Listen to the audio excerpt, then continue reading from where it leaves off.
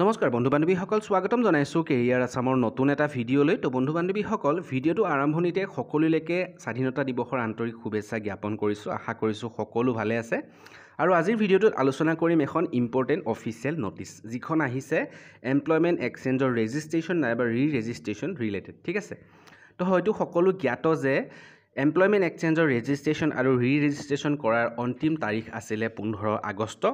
সেই ডেটটো এক্সটেণ্ড কৰি এতিয়া 31 ডিচেম্বৰ তাৰিখ কৰি দিছে। ঠিক আছে, তো যথেষ্ট ভাল খবৰ। অৰ্থাৎ বহুতো বন্ধু বান্ধৱী এতিয়ালৈকে ৰেজিষ্ট্ৰেশ্যন বা ৰেজিষ্ট্ৰেশ্যন কৰাব পৰা নাই, বিভিন্ন ছাৰ্ভাৰ ইছ্যু নাইবা OTP প্ৰব্লেমৰ কাৰণে। তো সেইকাৰণে গভৰ্ণমেণ্টে 31 ডিচেম্বৰলৈকে ইয়াৰ লাষ্ট ডেটটো এক্সটেণ্ড কৰিছে।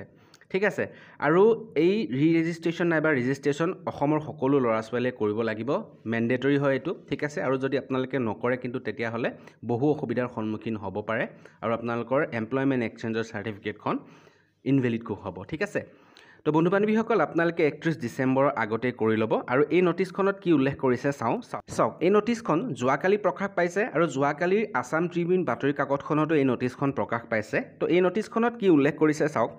Candidate registered before 2nd January in Employment Exchange of Assam are requested for re-registration through Seva Setu portal as soon as possible.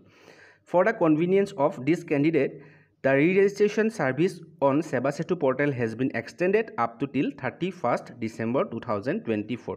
তো ইয়াতে স্পষ্টভাৱে উল্লেখ কৰিছে যে ভালকৈ মন কৰিব, যিখিনি কেণ্ডিডেটে 2nd জানুৱাৰী 2 জানুৱাৰীৰ পাছত তেওঁলোকে আবেদন কৰিছে বা ৰেজিষ্ট্ৰেশ্যন কৰিছে, তেওঁলোকে আকৌ নতুনকৈ কৰাৰ প্ৰয়োজন নাই। ঠিক আছে, যিখিনি কেণ্ডিডেটে 2nd জানুৱাৰী আগত কৰিছে, 2023 চনত কৰিছে, ঠিক আছে, কোনো পাৰ্টিকুলাৰ ডেটত কৰিছে, তেওঁলোকেহে নতুনকৈ আকৌ ৰেজিষ্ট্ৰেশ্যন বা ৰেজিষ্ট্ৰেশ্যন কৰিব লাগিব। ঠিক আছে, আৰু ইয়াৰ লাষ্ট ডেটটো 31 ডিচেম্বৰলৈকে এক্সটেণ্ড কৰিছে। তো যিখিনি বন্ধু বান্ধৱী এতিয়াও কৰা নাই তেওঁলোকে লাহে লাহে কৰিব পাৰিব, ঘৰতে বহি নিজৰ মোবাইলতে কৰিব।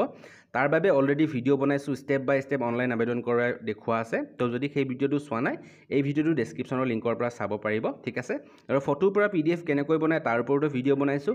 এই ভিডিঅ'টো ডেছক্ৰিপশ্যনৰ লিংকৰ পৰা চাই আপোনালোকে ঘৰতে অনলাইন আবেদন কৰিব পাৰিব। আৰু অনলাইন আবেদন কৰা ডাইৰেক্ট লিংকটো দি দিম, তাত গৈ আপোনালোকে ডাইৰেক্ট অনলাইন আবেদন বা ৰেজিষ্ট্ৰেশ্যন কৰিব পাৰিব। ঠিক আছে, তো বন্ধু বান্ধৱীসকল, এই ভিডিঅ'টোত এই ন'টিছখনৰ কথা আপোনালোকক ডিটেইলছত বুজাই ক'লোঁ। তো আশা কৰিছোঁ ভিডিঅ'টো ভাল পাইছে আৰু ভিডিঅ'টো যিমান পাৰে চাৰ্কুলেট কৰি দিয়ক নিজৰ বন্ধু বান্ধৱীৰ ফ্ৰেণ্ডছৰ লগত, কাৰণ লাষ্ট ডেটটো এক্সটেণ্ড কৰিছে, বহুতো বন্ধু বান্ধৱীয়ে গম নাপায়, তেওঁলোকে নিজৰ ঘৰতে এতিয়া ৰেজিষ্ট্ৰেশ্যন কৰিব পাৰিব। ঠিক আছে, তো ভিডিঅ'টো ভাল পালে লাইক কৰিব, যিমান পাৰে শ্বেয়াৰ কৰিব আৰু চেনেলটো ছাবস্ক্ৰাইব কৰিব একেবাৰে নাপাহৰিব। আজিলৈ ইমানেই, ধন্যবাদ।